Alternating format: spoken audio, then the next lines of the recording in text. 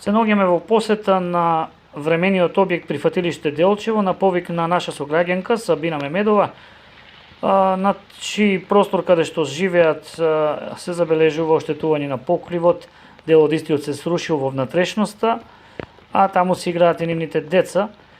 За тоа што се разговара со градоначалникот на општина Делчево, ќе слушнете во продолжение на нејзино барање, го повикавме и него и во продолжение може да слушнете со каков проблем се соочуваат и што треба да превземат за да некако им се помогне. Се надевам се поголем број на граѓани ќе се вклучат во поддршката на ова семејство или пак ќе произлезе некоја иницијатива некако овој објект да се санира. Имајќи предвид дека моментално не е во собственост на општината, како тоа би се извело, ќе треба да се консултираат сите заинтересирани кои сакаат да помогнат со општина Делчево. Детето е тука, те играше си одеднаш, бруф сам, чукнав внетре и детето авише беше 1 метро поназад. Тука плаќате да води струја или не? Плаша, ама немам струја, не земам социјалка, немам што. Кои примања уопште ги имате ви, ваши лични? Ништо. Ја терам работа, знаеш колку време тека и градоначалникот бех за работа. Роберт не може да работи си, него па продолжава со една фирма, префрлила му 3 фирми и сега не може да работи. А ја работа не мога да, на секаде терам. Одите кај него 5 недела за работа. А тука е полош од лош. Многу, нема дека дојдеме, а това е болно со бубризите, ми се запознаем. Тетава. Това се учињата малце. На школа оди ли, нали? Оди, ама, само ментално деколтивно и хигиена може да државаш или што да пратиш. Кој се одлене? Второ. Браво. Што може градоначалникот да се направи во ваква ситуација? Тешко прашање, каде искрено. Верувам дека има и на други места има таква ситуација како тука, ама тука е стварно експлицитно, пошто директи сами дека нема услови за живење. Таа зграда се води, фантом зграда се води на општина Делчево. На катастар нема опишано како имат на општина Делчево, ама им е дадено решение, на кој начин им е дадено решение, искрено не знам, треба да проверам, за домување тука. Колку се фамилии? 4 фамилии се тука, дали? 4 фамилии, но тука во таа просторија најлошо. Ние како општина можеме да детениме со помош, еднократна помош до никого семејство, кои што имаат правна пречка да добијат на друга помош од државата. И нормално да дадеме поддршка преку Совет на општина Делчево да понесат барање до Советот за финансиска поддршка за да можеме да санираме тоа што е моментално најитно. И како градоначалник одговорно да повикам на сите свесни граѓани и на сите солидарни и правни субјекти во општината да може да помогнат да им се донира на луѓето материјали и да им се изгради соодветно место за живење, пошто имат 3 дечиња. Најгревотаа е за нив и за родителите да живеат во такви услови. Како што и сами спомнаа, има дете кој што е второ деление и кој што моментално не оди на школа поради тоа што немаат услови за да може да оди на училиште. Немаат услови за домување, немаат услови за спање. Нема струја, има вода само, така да ми се еден апел добронамерен кон сите добронамерници во општината да помогнеме на това семејство. Јас лично ќе помогнам со мои финансиски средства, ќе помогнам како градоначалник преку општината, нормално, законски. И апел до нив да си понесат барање уште денеска или утре до Советот на општина Делчево, на наредна седница на Совет да им се додели финансиска помош за санација на кров и за санација на соба. И за крај, дали некој во идно време, имајќи предвид дека има вакви луѓе и други овде во овој објект, нешто може да се планира со поднесување проект за изградба на некаков објект кој би бил за таа намена? Не знам сега како идат правно работите. За жал со овој објект не, затоа што овој објект не е опишан во катастар како имат на општина Делчево, иако стои табла на општина Делчево. А општина Делчево пред неколку години им е издадено решение за домување во Истио.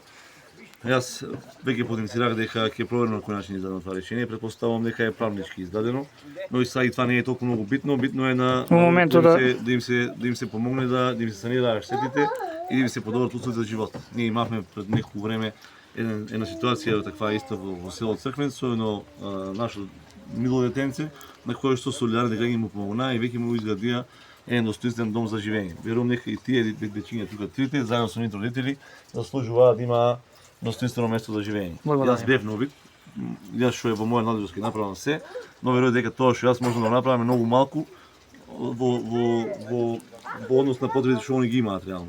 Значи не само таа фамилија, тука имаше 3 фамилии на кои што ние стварно треба да им помогнеме како општина и како општество и нека биде уште нашка добронамерен апел кон сите добронамерници да помогнат на това детско семејство. Благодарам.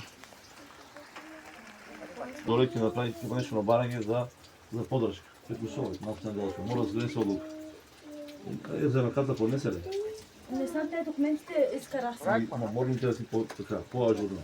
Да поднесе за еднократна помош од твое име, пошто на Роберт му блокираат некаде ќе пошли да поднесеш да ти дадеме еднократна помош. Ќе ја поднесеш на основа на детенцето, пошто има проблеми здравствени, за да биде поголема таа еднократна помош, пошто имаме ние правилник по кој што даваме еднократна помош. И ќе поднесеш на барање исто во архивата. Нема да плаќат за барањето, ќе им кажеш дека јас сум кажал да не плаќат за барањето, ќе поднесеш барање до Совет на општина Делчев или градоначалник за финансиска помош за санација на соба во која што живееш, на кроп или на оджак, колку сајато го назначи за да можеме да помогнеме како институција нормално во согласно со законот. Јас ќе гледам нешто да успеам денеска да соберам од мои пријатели и од мене за прилично да ви се помогне. Надевам дека ќе ги намени дека треба. Други потреби ако имате ли? Градоначалник ќе само да работи тука Во однос на това за работа ќе гледаме сега преку јавни дејности, што имаме една програма да те ангажираме за да работиш. Тука живеете, како се викате? Ја купувам на грија. Тука се сместени од кога? Колку време се сместени тука? Од 2004 сум ја тука, ама сега моментално дека е градоначалникот како да ти нарижна. Не, ако. Оти си има. Оу, иска ситуација.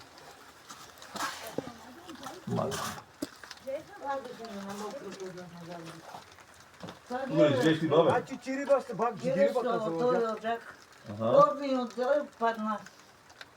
Еса, ако јурне и тој западне, глед, ништо не се знае, ни ми се знае јадење, ни ми се знае пење, Само знаеш што молим те да ќе биде на тој дел, пошто тамо тоа е пред падање. Знаеш, тече дожд, тече значи вода, да не те потупа. Молим те да се на тој дел.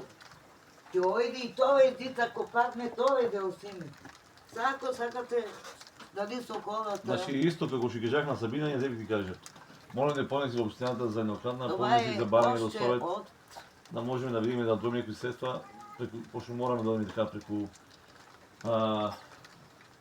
Совет, пошто немаме никакви средства планирано во буџетот, да ни дозволат да испитиме средства, да ги пренамениме истите за да може да санираме нешто. Мада тука е многу за санирање, не искрено само тука кажано. да санира синот и чермитите озгоре падна, само може од каде Ти тоа. само не тука живееш? Па тука со децата сам. Примања некакви имаш ли? Син ми и внук. Имаше примање некакви? Моле? Примања? Имаше примање некакви? Нега.